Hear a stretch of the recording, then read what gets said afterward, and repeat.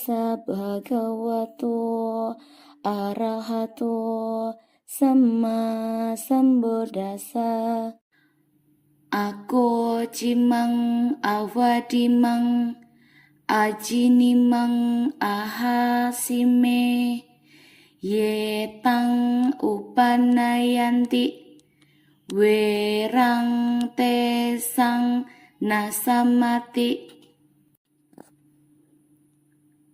Artinya, ia menghina saya, ia memukul saya, ia mengalahkan saya, ia merampas milik saya.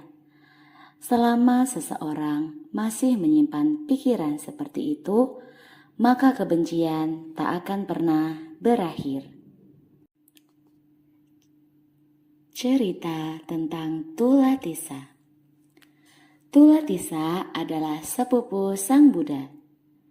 Tulatisa menjadi biku di usia yang sudah lanjut. Dia selalu berpura-pura bertingkah laku seperti seorang biku senior.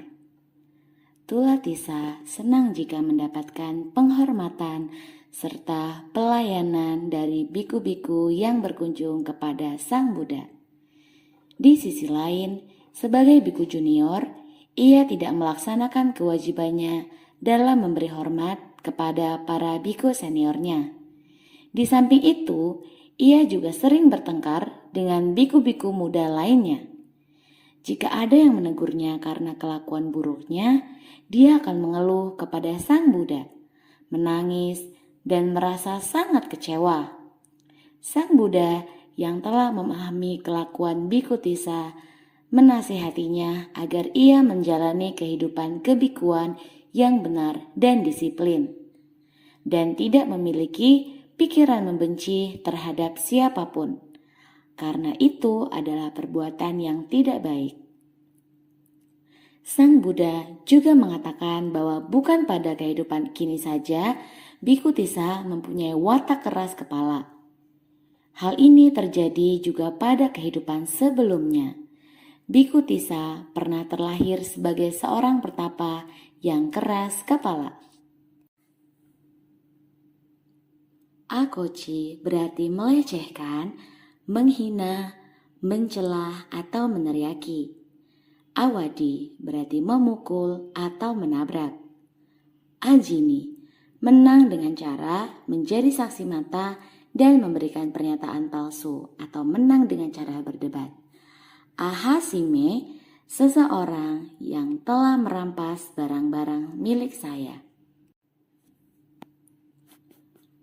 Kebencian dapat muncul dari setiap teguran yang diperbuat oleh para manusia, umat awam, para biku, dan para dewa. Kebencian itu dipendam sedikit demi sedikit, yang kemudian dibungkus dengan menggunakan bahan pembungkus. Kebencian mereka ini tidak akan berakhir. Kebencian ini mungkin timbul karena tidak mengembangkan perhatian yang tepat dan tidak mempertimbangkan akibat dari perbuatan karma yang dilakukan, serta tidak mempertimbangkan hukum sebab akibat atau alasan apapun. Apapun alasannya adalah sangat berbahaya bagi orang yang terus-menerus memendam kemarahannya, yang akhirnya berkembang menjadi bertambahnya kekesalan dan kejengkelan. Dia pun berpikir bahwa dia tidak bersalah dan tidak tercela, dan berpikir lagi, mengapa saya ditegur? Di sana, ia harus merenungkan fungsi karma dan juga efek karma yang tak terhindarkan, atau kama pacawekana wainawa, dan mengembangkan pikiran dan sikap mental yang damai. Jika kita menaruh lebih banyak kayu bakar ke tungku api, maka api akan berkobar lebih besar. Jadi, agar kebencian dapat berakhir, yang harus kita lakukan adalah melupakan kesalahan, perilaku buruk, dan ucapan kasar orang lain. Kebencian adalah sejenis api yang membakar kondisi mental kita yang damai. yang lalu menghasilkan bahan kimia yang mengganggu otak kita. Dengan demikian, kita akan menjadi korban dari ratusan penyakit. Jenis penyakit seperti itu tidak dapat disembuhkan bahkan dengan obat-obatan modern atau Ayurveda atau pengobatan tradisional. Oleh karena itu, sangat jelas bahwa kita sendiri merusak pikiran atau hati kita dengan memendam pikiran-pikiran yang buruk dan merugikan. Sedangkan lawan kita sedang berada di tempat lain, melakukan hal lain, tetapi kita mencemarkan kondisi mental kita yang damai dengan mengingat kejadian masa lampau.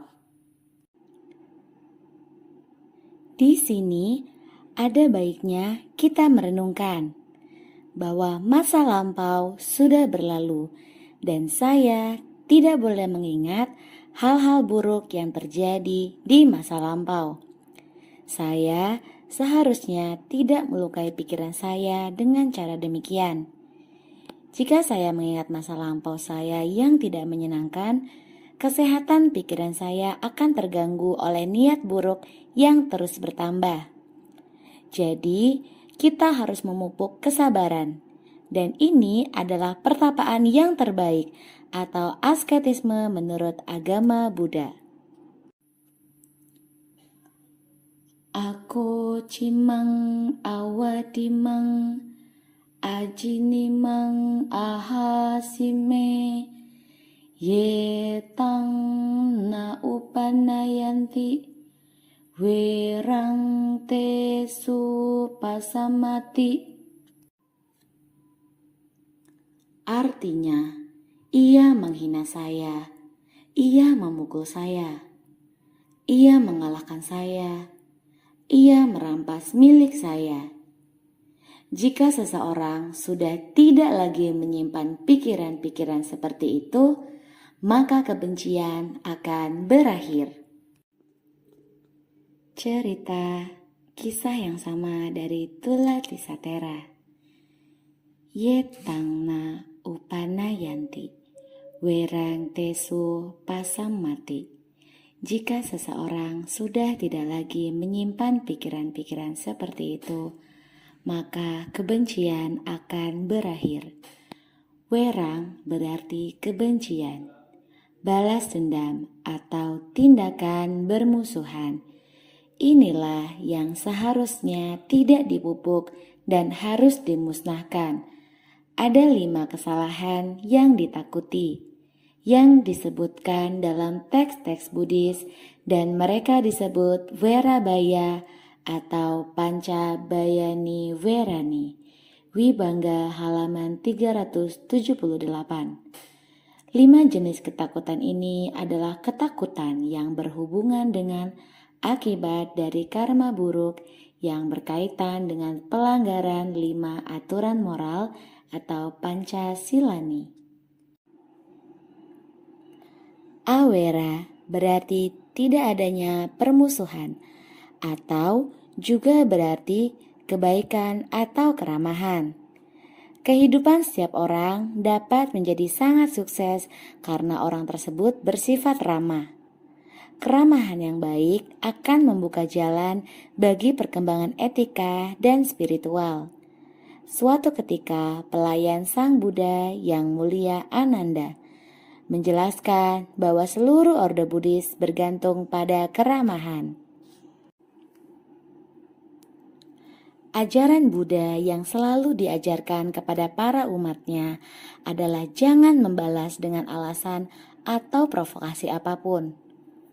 Pembalasan pasti berujung pada hasil yang mengerikan bagi kedua belah pihak. Menurut ajaran Buddha, kita harus melatih kesabaran di setiap saat, di semua tempat, bahkan ketika badan kita sedang tersiksa. Di sini, kisah Santiwadi atau Kantiwadi memberikan contoh ketahanan yang baik. Suatu ketika, Yang Mulia Buddha Gautama dalam kehidupan lampaunya terlahir sebagai seorang pertapa. Beliau tinggal di sebuah taman kerajaan di kota Kashi, India. Sang pertapa dilayani oleh seorang panglima tertinggi. Suatu hari, Kalabu, Raja Benares mengunjungi taman istana dengan para dayangnya. Dan karena mabuk, raja terjatuh tertidur. Karena tidak perlu melayani raja, para dayang kemudian berjalan-jalan di taman dan berjumpa dengan pertapa. Mereka pun meminta sang pertapa untuk memberikan khotbah. Ketika raja bangun, dia mencari para dayang-dayangnya. Raja pun melihat sang pertapa itu dan mendengar bahwa pertapa itu telah mengajarkan tentang kesabaran atau kanti. Kemudian raja berusaha menguji kesabaran sang pertapa. Lalu sang pertapa disiksa dengan berbagai cara. Karena sang pertapa tetap bersabar, raja menjadi semakin marah. Sehingga raja memerintahkan untuk memotong anggota tubuh sang pertapa. Ketika raja meninggalkan taman, terjadi gempa bumi dan raja meninggal secara menyakitkan dengan diseret ke dalam neraka Avici. Sang panglima mendengar apa yang terjadi, bergegas menghampiri pertapa untuk meminta pengampunan. Pertapa itu berkata bahwa dia tidak menanggapinya dengan kemarahan. Pertapa pun mendoakan sang raja. Sang pertapa pun meninggal karena luka-lukanya. Kanti Wadi Jataka atau Jataka nomor 303 ini sering disebut sebagai contoh pengampunan tertinggi. Kisah ini diceritakan di Wihara Jetawana, India, yang mengacu pada seorang biku yang murka. Walaupun musuh memotong anggota tubuh kita harus tetap toleran dan harus melatih kesabaran sesuai dengan nilai-nilai moral Buddhis. Ini adalah kesabaran yang luar biasa. Kualitas mental tertinggi sebagaimana yang diajarkan oleh Sang Buddha. Dalam sejarah agama-agama, kita tidak pernah menemukan toleransi dan pengampunan tertinggi ini. Itulah sebabnya banyak ekstremis yang membunuh ribuan biku dan menghancurkan ratusan oasis agama Buddha di Asia Tengah. Tetapi tidak pernah ada serangan balasan dari pihak umat Buddha. Sang Buddha memuji mereka yang mengalami dan menoleransi tindakan jahat yang dilakukan oleh orang lain. Meskipun sebenarnya mereka dapat membalas perbuatan jahat tersebut. Sang Buddha telah dengan jelas menunjukkan banyak contoh dengan mempraktikkan kesabaran yang disebut ketahanan. Bahkan ketika ia dianiaya, dikritik, dan diserang dengan kejam. Kesabaran atau toleransi bukanlah tanda kelemahan, inferior ataupun kekalahan, tetapi melambangkan kekuatan yang tak kunjung habis dari orang-orang hebat di dunia ini. Ini adalah semacam kekuatan spiritual dunia. Kesabaran yang disebut ketahanan adalah kekuatan terbesar di dunia dan juga merupakan pertapaan yang terbaik. Kanti Paranang Tapo Titika. Ini juga nasihat dari para Buddha sebelumnya. Sang Buddha tidak membalas tindakan jahat yang dilakukan oleh Dewa Datta terhadap Sang Buddha. Pembalasan adalah cara yang dipakai oleh biku yang jahat. Sedangkan jalan para pertapa atau muni, yang tercerahkan atau para arahat, dan yang tidak kembali atau anagami, adalah kesabaran yang disebut ketahanan. Kualitas ketahanan adalah aspek penting dalam diri kita melatih perkembangan spiritual. Para pertapa atau muni atau orang-orang yang mulia berbahagia dengan melatih ketahanan, sedangkan orang jahat berbahagia dengan melakukan pembalasan.